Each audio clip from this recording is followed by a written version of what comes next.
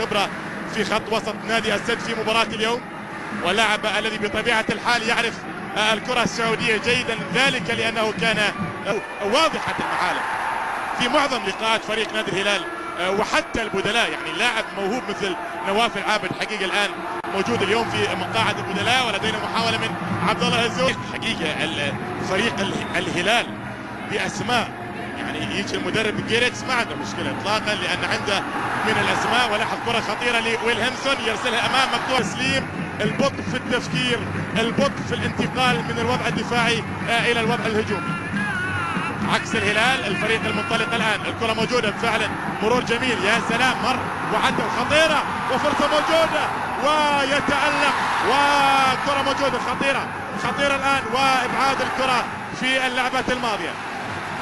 ارتباك واضح في جانب لاعبي، ومرور سليم ومرور سهل ومرور سلس لعبد الله الزوري. بعد ذلك الكرة تبعد. شوف هذا ظهير ايسر وين موجود في كل لحظة من لحظات المباراة.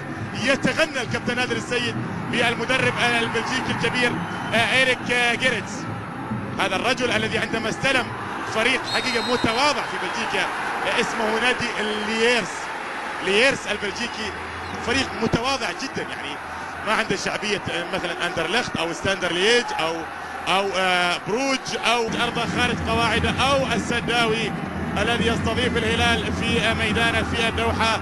شوط اول كان جيد، لكن ننتظر ان يكون شوط. ليونيل ميسي هنا محاولة قائمة الان، الكرة لخالد عزيز، مرور، شوط العديدة جدا اليوم حقيقة في أرضية الملعب تظهر جليا وتعطي الفارق للهلال السعودي. وماجد المرشدي بشكل ممتاز يبعد الكرة الماضية. وكما ذكرت يعني السد الفريق الذي يعني عرف بأنه يأتي بلاعبين يبرزون في قطر، يتألقون في قطر، ينتقلون بعد ذلك إلى أوروبا، مثل ما فعل مع بيلي أولا، ومثل أيضا ما جاب